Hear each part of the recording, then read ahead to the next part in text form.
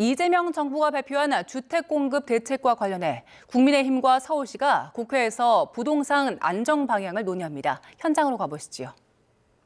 오늘 서울의 주택 공급 촉진을 위해서 당과 국회 차원에서 이렇게 뜻깊은 자리 마련해 주신 점 감사드립니다.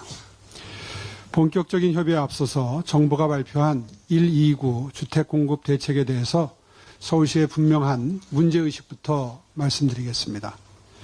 유감스럽게도 이번 대책은 서울 주택시장이 처한 절박한 현실을 외면한 채 실효성이 없는 공공주도 방식에 다시 기대는 과거로의 획입니다. 주택 공급은 지금까지도 그리고 앞으로도 민간이 중심이 되어서 이끌어야 할 영역입니다. 실제로 서울 주택 공급 가운데 90%는 이미 민간이 책임지고 있는 상황입니다. 그러나 11호 대책 이후 강화된 이주비 대출 규제와 조합원 지위 양도 제한은 민간 정비 사업의 숨통을 틀어막고 있습니다. 더 빨리, 더 많이 공급할 수 있는 길을 정책이 스스로 차단하고 있는 셈입니다. 당장 올해만 해도 3만여 가구가 이주를 해야 되지만 대출 규제라는 높은 벽 앞에서 사업은 멈춰섰고 주민들의 불안과 막막함만 커져가고 있습니다. 이런 상황에서 공공물량 확대를 해법으로 내세우는 것은 문제의 본질을 비켜가는 접근입니다. 정비 사업에 대한 적대감의 발로 그리고 이념적 접근이라고 보지 않을 수 없습니다. 더구나 지자체와의 사전 협의도 실행 가능성에 대한 면밀한 검증도 없이 부지를 일방적으로 발표하는 방식은 이미 실패로 판명난 8사 대책의 데자뷰에 지나지 않습니다.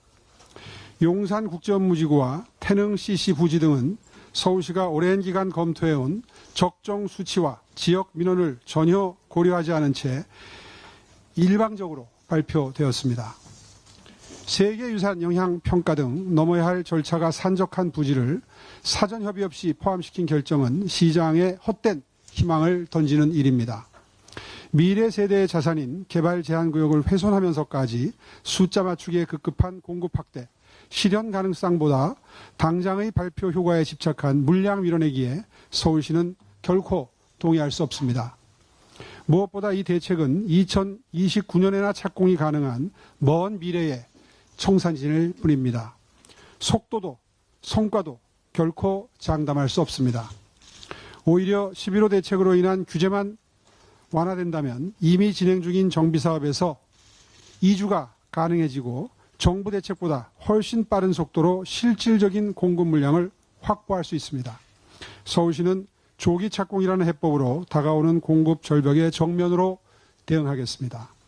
이미 확보한 25만 4천 가구의 구역 지정 물량을 토대로 해서 착공 시점을 1년씩 앞당기는 쾌속 추진 전략을 즉각 실행에 옮기겠습니다. 정부에 다시 한번 강력히 촉구합니다. 지금이라도 주택시장 불안의 원인을 정확히 직시해 주시기 바랍니다. 대통령께서 정부 이기는 시장은 없다고 말씀하시던 그 순간에도 집값은 계속 올랐고 그 대가는 고스란히 국민의 주거 불안으로 돌아왔습니다. 시장은 제압해야 할 대상이 아닙니다. 시장은 인정해야 될 현실입니다. 그리고 그 현실을 거스른 정책이 성공한 사례는 단 한 차례도 없습니다. 서울시는 시민의 주거 안정을 위한 실효성 있는 정책이 마련될 때까지 모든 수단을 동원해서 끝까지 대응하겠습니다. 국회 차원에서도 입법을 포함해서 적극적인 지원을 간곡히.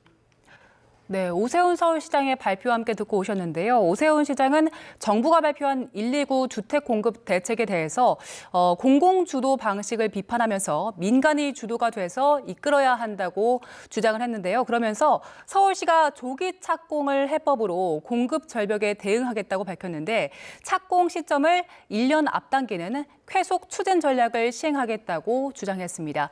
오세훈 시장의 발언은 저희가 이어지는 뉴스에서 정리해드리겠습니다.